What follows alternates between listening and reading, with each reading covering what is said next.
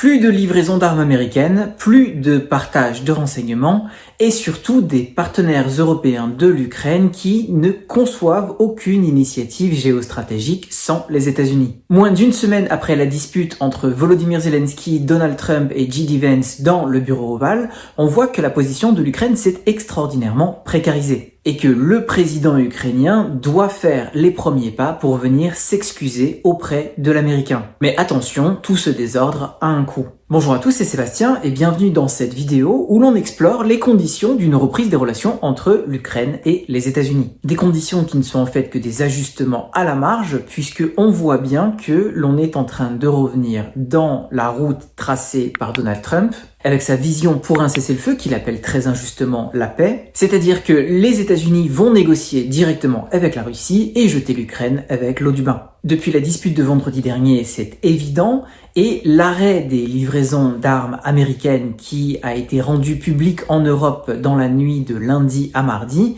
eh bien, il a envoyé un message très clair. Je commence à m'arrêter là-dessus. En fait, ce qui a choqué le plus, c'est la méthode, encore une fois. Pas de période de transition, pas d'avertissement, et une rhétorique de punition d'un pays, l'Ukraine, qui se bat contre une agression existentielle depuis 2022, depuis 2014. C'était l'application de tout ce que Donald Trump avait dit auparavant. Pourquoi est-ce que vous avez combattu? Pourquoi est-ce que vous avez lutté? Pourquoi est-ce que vous n'avez pas fait de deal? En somme, pourquoi est-ce que vous n'avez pas capitulé? Et avec cette décision, il a créé les conditions de cette capitulation. Ça en a choqué plus d'un en Ukraine et ailleurs, et je ne parle pas du dommage à la réputation des États-Unis comme partenaire fiable. Bref, c'était véritablement la méthode qui était choquante, puisque quand on rentre dans les détails, eh bien ça l'était moins, parce que ces livraisons d'armes et d'équipements, c'est ce qui avait été décidé péniblement par l'administration Biden sortante, et c'était des livraisons qui ne concernaient pas ce dont l'Ukraine manque le plus, c'est-à-dire des missiles de moyenne portée, 30 km et plus, des munitions pour les systèmes de défense anti-aérienne, ou encore des blindés lourds. L'Ukraine, elle a constitué des stocks d'armes légères et d'obus d'artillerie, elle a des alternatives européennes, elle a sa propre production qui notamment est très puissante en ce qui concerne les drones et qui monte en puissance en ce qui concerne les missiles de moyenne et longue portée. Et donc l'Ukraine ne va pas s'effondrer tout de suite et elle peut tenir encore sur l'essentiel de l'année 2025. Surtout que le dispositif de défense ukrainien actuel,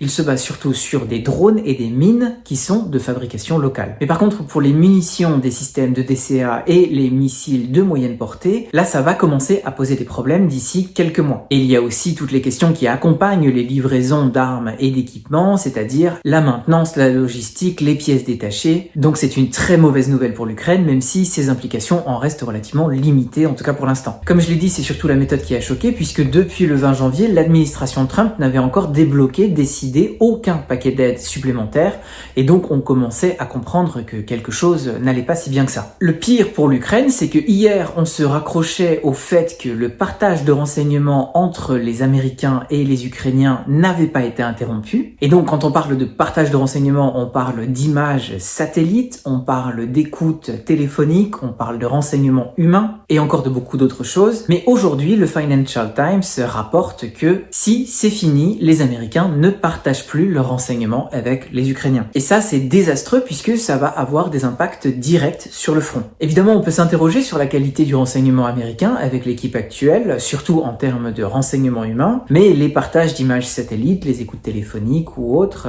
ça reste crucial. Et donc c'est une situation extrêmement précaire pour l'Ukraine.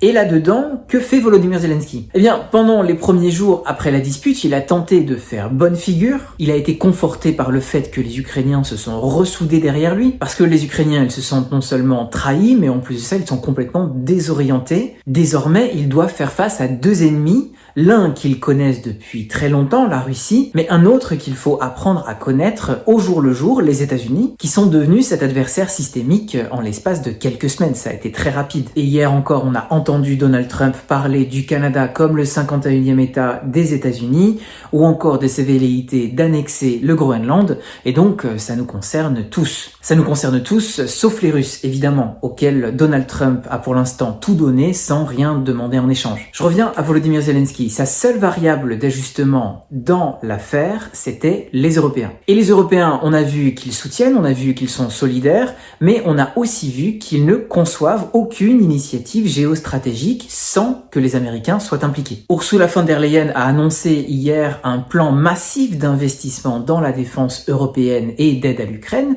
d'un montant de 800 milliards d'euros. Moi, auparavant, j'avais entendu parler de 700 milliards d'euros, mais là donc, c'est plus. C'est inédit et ça va permettre, en toute logique, de booster les capacités de défense européennes et de travailler à ce concept d'autonomie stratégique européenne. Et on aura probablement plus de détails lors du sommet demain à Bruxelles, donc le 6 mars. Mais en termes géostratégiques, les Européens n'ont absolument aucun sens de l'initiative.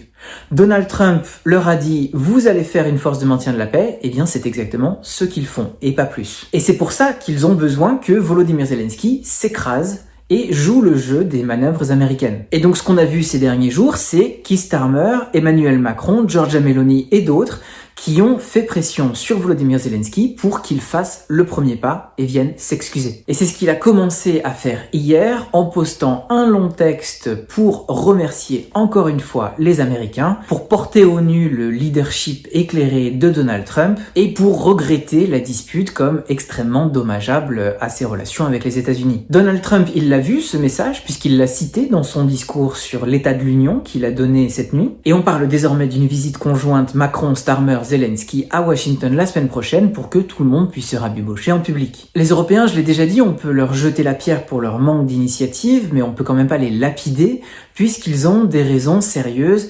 économique, financière, commerciale, technologique, militaire, de rechercher la continuation de cette relation avec les États-Unis. Mais il se pose quand même la question, qu'est-ce que les Européens espèrent en retirer? Puisqu'on voit que ça ne les a pas du tout sauvés de ces droits de douane de 25% que Donald Trump entend imposer sur l'Union européenne, et ça n'a même pas empêché le vice-président américain J.D. Vance d'insulter leurs armées en parlant de petits pays de rien du tout qui n'ont pas mené de guerre depuis 20-30 ans et en démontrant par là un manque de respect total pour les soldats européens qui sont morts en Irak, en Afghanistan et ailleurs pour soutenir l'aventurisme américain. Donc qu'est-ce que les Européens peuvent en retirer? C'est loin d'être évident, mais en tout cas pour l'Ukraine, il est déjà clair qu'elle ne va rien en retirer. Hier soir, l'agence Reuters indiquait que l'accord sur l'exploitation des ressources minérales en Ukraine pouvait être signé avant le discours sur l'état de l'Union, mais il s'avère, comme je l'avais deviné, que Donald Trump, il ne veut plus signer cette version de l'accord, qui était particulièrement favorable aux intérêts ukrainiens.